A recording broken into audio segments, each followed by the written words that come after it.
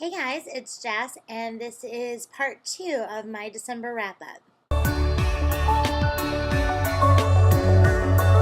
The next book that I read was More Like Her by Liza Palmer, and I was really looking forward to reading this book. I had read Liza Palmer's most recent novel, Nowhere But Home, in November, and I completely fell in love with it. Oh my god, P.S. It's so great. Go read it. So I really wanted to check out more of her books, and I picked this one up, and honestly, it was kind of disappointing. It was an intriguing idea. It's very different. It's a mashup of chick lit and suspense, which is different. But ultimately, I really didn't connect to the characters, and there are some tragic elements, so it became even more important to connect to the characters than it would have been if it had just been a chick lit novel. So, yeah, I have to say, it was a little bit of a letdown. It wasn't a bad book, it just wasn't what I was expecting. So I gave it a 3-star rating. Now we are to the holiday books, and as many of you know, I really enjoy reading holiday books in December. It gets me into the spirit of Christmas and gets me excited for the season ahead. So these are the holiday books that I picked out for this year. The first book is actually a children's picture book, and I'm not embarrassed. Listen, I believe that a good book is a good book, and it doesn't matter if it's YA or middle grade or adult or a children's picture book or whatever. And it was so popular that I actually had to take it back to the library. So here's a picture of the cover. This book is called Mr. Willoughby's Christmas Tree by Robert Barry. This was a really cute little book. I had actually seen it on a couple of blogs, which true were people who were talking about books that were good to read to children, but I figured, you know what, it looks really cute. I saw it at the library and I picked it up. And it is really, really cute. It's a very sweet little story with a really nice message, and I gave it a 5 out of 5 stars. Next, I read another children's picture book. There are going to be a few here. And this one is called The Year of the Perfect Christmas Tree by Gloria Houston. And I really liked this story as well. This is another really sweet story. It's basically about a really tiny town in the Appalachian Mountains. And every year, a family is responsible for providing the Christmas tree for the local church. And this year, it's Ruthie's turn.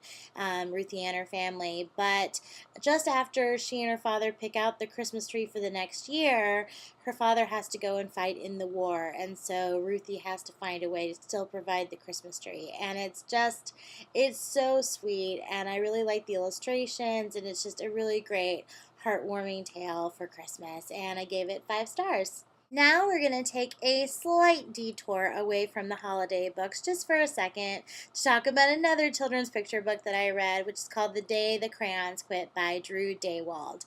And you guys, this was one of the cutest little stories I have read in a really long time.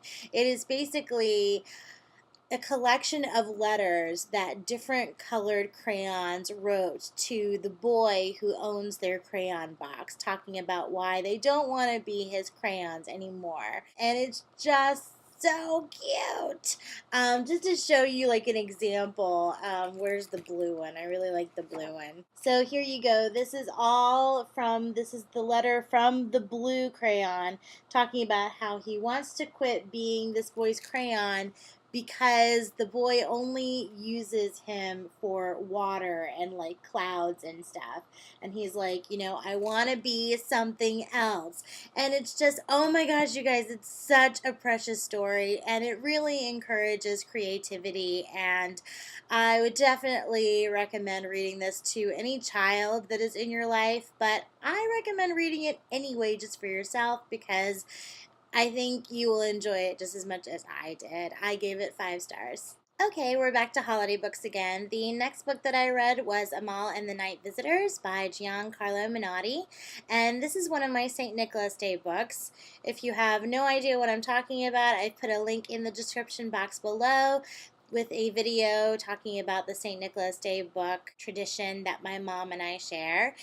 And I have to be honest, I don't always read the book that I receive that year. Sometimes it takes me a little while, but I'm finally reading this and I really enjoyed it. It's a really nice story about a boy and his mother who host the three kings who are going to visit the baby Jesus for one night. And it has a really nice message. Regardless of whether or not you're a Christian or you celebrate Christmas, it's still a really nice message. And the illustrations are really beautiful in this one too. Isn't that pretty? And I gave this book 4 stars. The next book that I read is a really tiny little book. This is actually also one of my St. Nicholas Day books, and it is called Christmas is a Time of Giving by Joan Walsh England. And my mom gave me this book mainly because back in the day when I was really tiny, my mom used to read another book by this author called Love is a Special Way of Feeling. And so because that book meant sort of a lot to us as mother-daughter, when she found this book specifically about Christmas, she wanted to give this to me. And it's just so cute. And I mean, you know, it's a very short read. It takes you all of like a minute, but it's precious and it's got really cute little illustrations. Just really cute, cute, cute. And I gave this 5 stars because it's just precious. The next book that I read on my Kindle, and it didn't really provide a cover. It's called The Mansion by Henry Van Dyke, and I was intrigued to read this book because for St. Nicholas Day last year, my mom gave me a short collection of stories by this author, and I enjoyed them, one more than the other, and so when I saw this book, I decided to go ahead and buy it. And this one is basically about a man who thinks that he is living life the right way, and then on Christmas Eve he learns that maybe he didn't. It's interesting. It's sort of like, well, it's not really like, I was gonna say it's sort of like Christmas Carol. It's not really, but it has some similar themes. It's definitely Christian slanted, but I think the message is universal. So even if you're not Christian, I think it's still well worth the read, and I gave it 4 stars. The next book that I read was A Christmas Dress for Ellen by Thomas S. Monson. This was another really sweet story. I have to admit, I might have teared up a little bit while reading this one. It's a really short book. It's really more of a novella, and it's all about a family that is down on their luck, and they don't think they're going to have a Christmas, and then their fortunes change for just one special day, and it's really sweet. I gave it 4 stars. And then the last book that I read in the month of December was 12 Days of Christmas by Tricia Ashley. And the Kindle version that I have doesn't have a good cover, so I'll give you one now. So it is unfortunate that this was my last book of the month because I didn't really like it. I don't know, it was one of these books that it was nothing like I thought it was going to be. The cover makes you think that it's very much a chick lit kind of novel, and I guess it kind of is, but the main character, is a very unusual chick lit heroine. I didn't find her very likable, and not like one of those things where she's not likable and then she becomes likable. Like the whole time she's kind of the same unlikable, and I don't think she was meant to be. I just found her to be, and I just thought that the story moved really slowly, and it was kind of an arduous task, but I am someone who has to complete a novel once I've started it.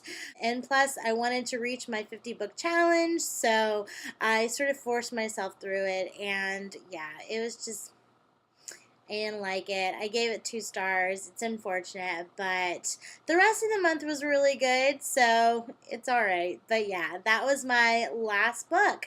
So that is 16 books in total. I was very pleased with that, and stay tuned for my January TBR, which I plan to post tomorrow. So until next time, thank you all for watching, and I will see you in my next video. Bye!